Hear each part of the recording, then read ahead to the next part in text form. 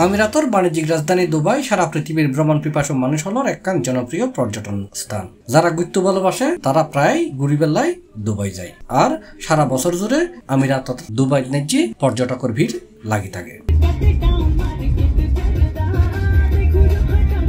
তবে আগে সহজে ভ্রমণ ভিসায় দুবাই যাওয়া যাইলেও এখন আর সেই সুযোগ নেই। এখন নতুন ভ্রমণ ভিসায় দুবাই যাবেলায় মানব করব বেশ কিছু নির্দেশনা। ইতিমধ্যে এইসব নির্দেশনা অমান্য কারণে কিছু যাত্রী আটকা পড়ছে বলেও জানা গিয়ে।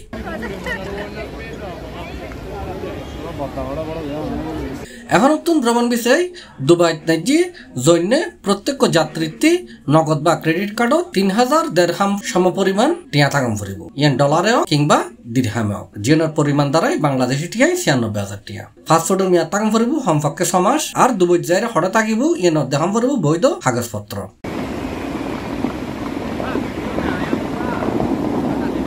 আবার হোটেল বুকিংয়ের ক্ষেত্রে পেমেন্ট সহ বৈধ কাগজ দেখাম ফুরিব। পর্যটন সংস্থা আইনি আমিরাতর স্থানীয় সংবাদ মাধ্যমের এই তথ্যই জানাই বলে জানা গিয়ে।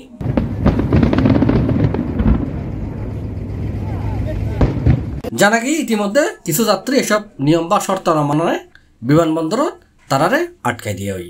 এত লয় যারা দুবাই ভ্রমণ করতে যায় তারারে সঠিক নিয়ম কানুন মানিয়ে এবং জানিয়ে দুবাই ভ্রমণ গরিবের আহ্বান জানাই কর্তৃপক্ষ। সি প্লাস চট্টগ্রাম। আধুনিক ডিজাইনের বিভিন্ন দেশের তৈরি গহনার বিপুল সমাহার লইরে আমিরাতর রাজধানী আবুধাবির হামদানর খেজুরতলা ওমর বিন ইউসুফ বড় মসজিদের ডাগদিয়ের উত্তর পাশে এবং দুবাইয়ের সাতুয়া বড় মসজিদ ও ইন্ডেক্স এক্সচেঞ্জের পাশের বিল্ডিং অবস্থিত আমিরাতর প্রথম বাংলাদেশি মালিকানাধীন জুয়েলারি প্রতিষ্ঠান নিউ বিডি জুয়েলার্স। এই প্রতিষ্ঠান চলের গ্রীষ্মকালীন বিক্রি উৎসব, যারে ব্যাগ ধরনের গহনা চলের মেকিং চার্জের বিপুল ছাড়, এছাড়াও আছে সুলভ মূল্যের নিশ্চয়তা।